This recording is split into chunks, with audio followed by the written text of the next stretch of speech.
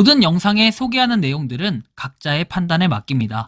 리 에이스 채널은 항상 모든 영상에 있어서 유료로 하는 것들은 신중하게 결정하시는 것이라고 말씀드립니다. 아울러 무료로 하는 것들 역시 각자의 판단으로 선택해서 결정하시는 점이라는 것을 강조드립니다. 안녕하세요, 리 에이스입니다. 자, 여러분들 이번 시간은 오픈 메타시티 올해 내에 좋은 소식으로 좀 기대를 해볼 수가 있다라는 이런 말씀을 좀 드립니다. 영상을 한번 끝까지 봐보시면서 어떤 내용인지 살펴보는 그러한 시간을 가져보도록 할 텐데요. 일단 오픈 메타시티가 지금 희망적인 부분은 올해 내로 좀 결판이 날 것으로 좀 예상이 됩니다. 내년까지 넘어가면 사실 답도 없고, 그 다음에 뭐 지금 뭐 세금 어쩌고저쩌고 이런 얘기들이 나오고 있기 때문에 굉장히 그 변수도 많고 복잡해질 것으로 예상이 됩니다. 그렇기 때문에 올해 안에 나와야 된다라는 건 뭐 제 일방적인 주장이 아니라 좀 이렇게 뭐랄까요, 뒷받침할 만한 그런 근거들까지 같이 있는데, 자, 아무튼 그 내용도 한번 같이 살펴볼 수 있도록 할 겁니다. 자, 일단 오픈 메타시티는 여러분들이 잘 아시겠지만 서울 다음에 뉴욕으로 갔어요. 그쵸? 뉴욕으로 갔고, 자, 뉴욕시 오픈, 이거 다 아주 좋은 얘기예요. 그리고 맨날 봤던 얘기들 똑같기 때문에 제가 이전에 뭐랄까요, 이전에 기사들을 다 모아왔어요. 이번 시간은 그 기사들도 한번 살펴볼 건데, 그 전에 소식이 나왔던 건 2024년 업데이트 예고 이벤트 안내라고 돼 있죠. 24년에도 기다려주신 시민분들께 발전된 모습 보여드리기로 계속해서 달려 나아가고 있다. 쿠폰 코드도 준비했다라고 나오는데 4월에 교환소가 오픈된대요. 과연 이 4월에 교환소 오픈은 어떤 걸 의미하는 걸까요? 제가 봤을 때는 그런 우리가 OMC 같은 거를 교환할 수 있는 기회, 또 아니면 뭐 NFT를 어떻게 할 수 있는 건데, 이거보다는 제가 볼 때 오픈 메타시티를 실제로 교환을 하는 그런 교환소가 오픈되는 게 아닐까라는 조심스러운 예상을 해봅니다. 뭐 일정 비율로 하겠죠. 그리고 6월에 드드 등장돼 있는데, 6월에는 과연 어떤 것들이 등장하기에 이런 식으로 해놨을까요? 어쨌든 4월과 6월에 뭔가 이런 식으로 이 암시를 하는 듯한 그런 느낌이 좀 들긴 하네요. 자, 메타버스 부동산 플랫폼에서 아파트 청약하고 무료로 NFT를 소유해라 해서 한창 22년도 한 10월쯤 뭐 이때쯤에는 양천구 아파트가 분양 중이었다는 걸 여러분들 알 수 있을 겁니다. 자, 람다 256 웹3 메인넷 더 밸런스에 오픈 메타시티 합류라고 되어 있습니다. 실질적으로 합류를 했고, 람다 256은 어떻게 돼요? 자, 자체 개발한 웹3 메인넷 더 밸런스에 메타버스 부동산 오픈 메타시티가 신규 프로젝트로 합류한다 해가지고, 람다 256에 따르면 24년 오픈 메타시티의 더 밸런스 생태계 참여 여부에 대한 투표가 진행됐고, 오픈 메타시티 프로젝트가 신규 프로젝트로 승인이 되었다라는 이런 내용이 나옵니다. 추가로 보면은 오픈 메타시티 김농 이사는 더 밸런스의 고가용성 친환경의 블록체인뿐만 아니라 웹3 사업을 위해 진행되는 지갑, 민팅 툴, 마켓플레이스 등등등에서 적극 추진할 계획이라고 얘기를 했어요.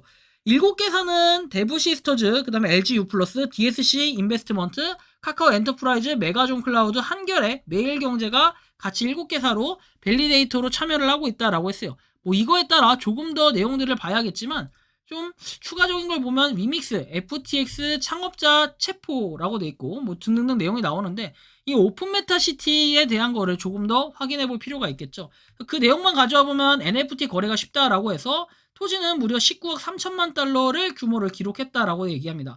사실 이거는 이제 블록체인 제공에 따라서 그렇다라는 건데, 2조 7천억 원이면 상당히 큰 그런 돈으로 보여지긴 합니다. 자, 어쨌든 이 돈은 돈이고, 웹3 도입을 통해서 현재 시장에서 제기되는 메타버스 플랫폼 유틸리티를 해결할 수 있다고 밝혔고, 오픈 메타시티는 가상의 글로벌 주요 도시의 인기 부동산을 대상으로 메타버스 상에서 분양과 청약 서비스를 제공한다라고 얘기했어요.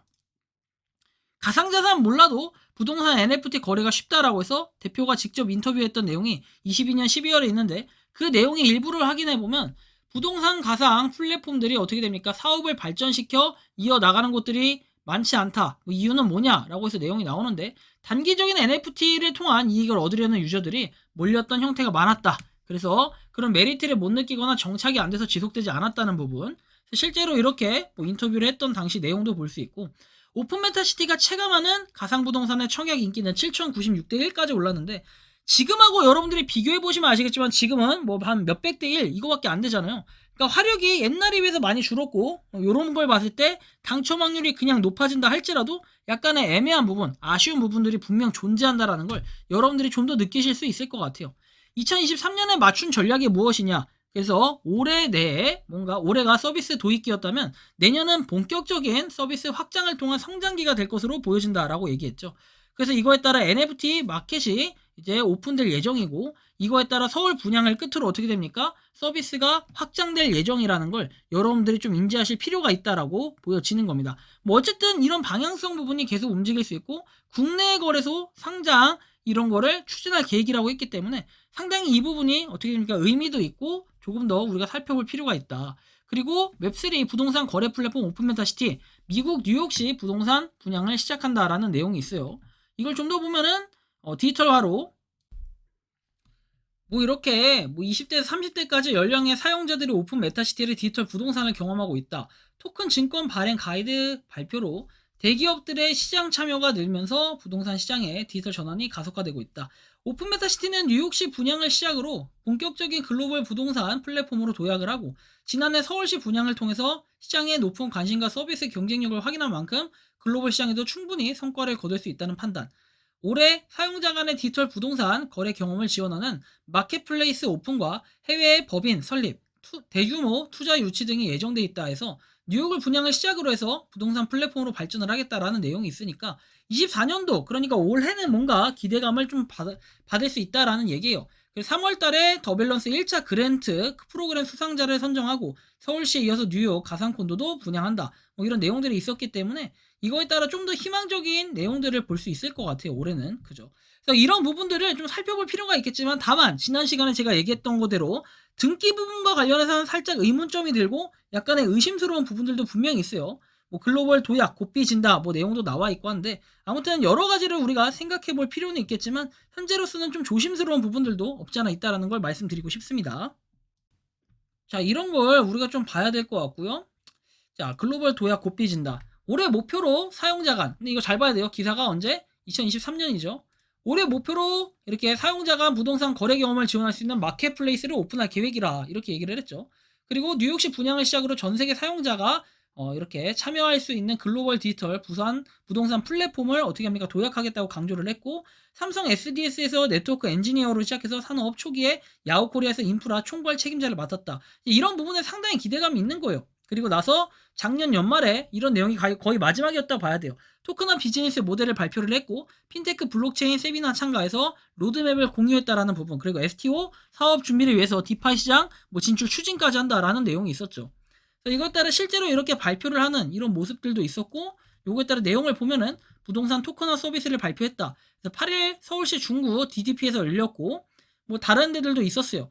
그리고 여기서 현실 세계 자산을 디지털화하여서 부동산 토큰화 서비스에 초점을 맞춰 발표했다. 대규모 이용자 채택을 향한 로드맵을 공유했다. 해서 가장 마지막에 나왔던 내용이 요 기사였다. 그 이후에는 지금 현재까지는 아무런 내용이 없긴 한데, 그래서 오픈 메타시티가 올해는 분명히 좋은 소식이 있을 것이다. 왜냐면 마켓플레이스라는 게 기본적으로 작년에 원래 이미 나왔어야 되는 건데 아직까지 나오지 않았던 이런 부분. 그래서 이번에는 꼭 그 승부수를 띄워가지고 나와야 된다라는 이런 의무감이 분명히 있다라는 거. 그래서 희망적인 부분이 올해 내로 결판이 나고, 그 다음에 거래소 상장이 이제 불가피해졌어요. 이 거래소 상장 안 하면 약간 곤란한 부분이 생길 수도 있고, 뭐 이게 안 된다고 하면은 아니면 공식 뭐 일정이라든지 이런 거라도 좀 나와야 될 것 같아요. 지금 보면은 아까 4월달 얘기했죠.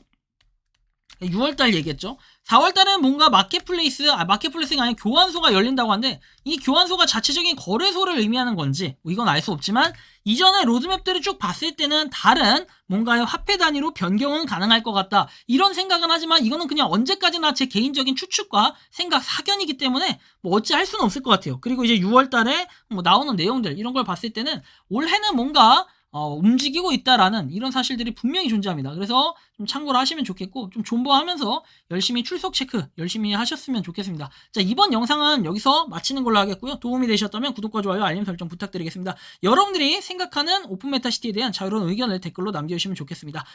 에이스였습니다. 감사합니다. 평소에 궁금하셨지만 내가 시도해보기 어렵거나 시간 낭비하고 싶진 않고 새로운 제보를 해주실 분들께서는 아래의 주소로 메일을 보내주시면 제가 해결해드리겠습니다. 단톡방은 유튜브 검색창에 소통창구를 개설했습니다를 검색해주셔서 확인하시면 됩니다. 아울러 채널 멤버십 가입 시 다양한 혜택을 누리실 수 있으니 참고해주시기 바랍니다. 시청해주셔서 감사합니다.